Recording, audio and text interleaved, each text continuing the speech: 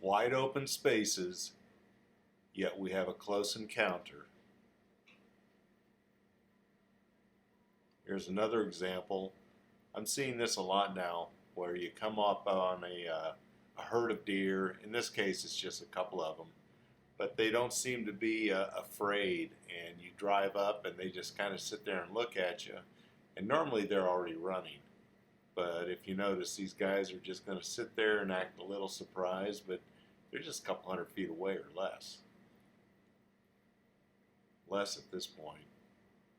And then my favorite situation is when the deer run with my vehicle. And here we go.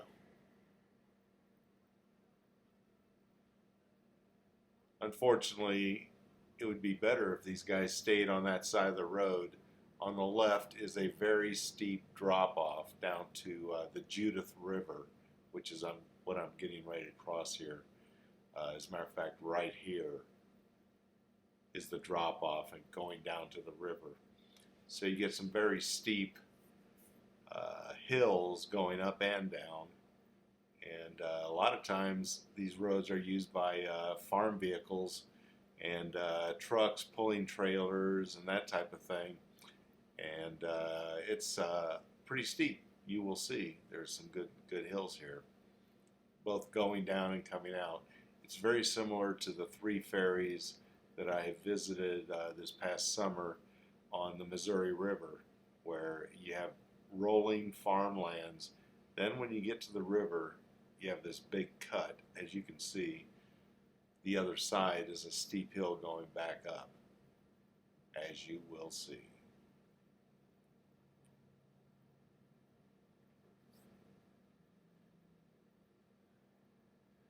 At the bottom of this hill, down in the valley with the river, is a ranch.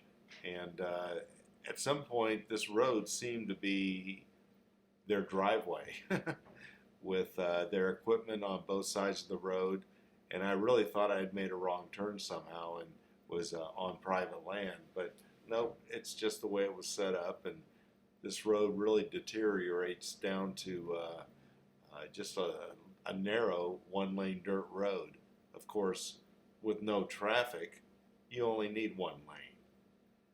So I kind of skip the ranch at the bottom of the hill and go right to climbing back out, which is about a mile deleted.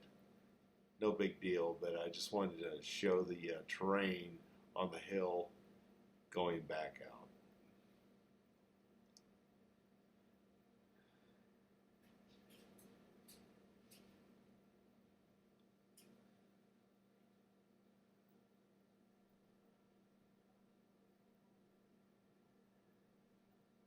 This hill is as steep as it seems. You know, you don't need 4-wheel drive here, but it's kind of pushing it with the 2-wheel Camry, Toyota Camry basic sedan. But the road is dry, and I was going to say, as soon as there's any rain, this road is impossible to travel. It's just not going to be open.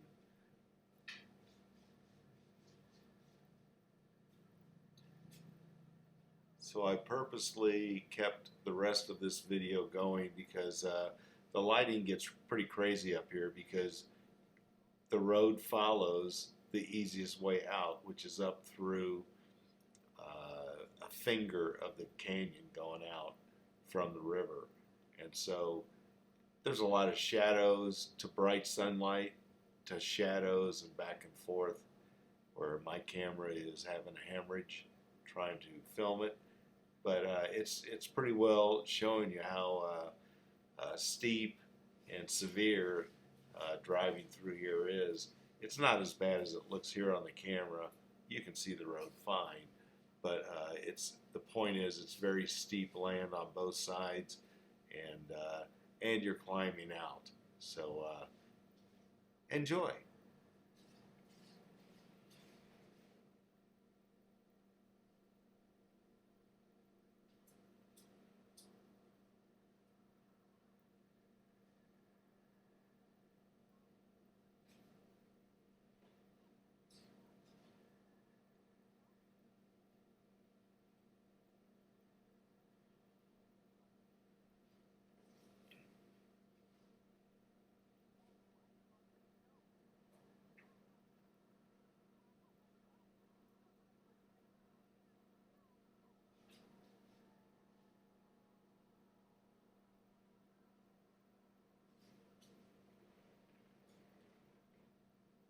This road has a number to it, Montana Route 547, but it's also known by the name Bear Springs Road.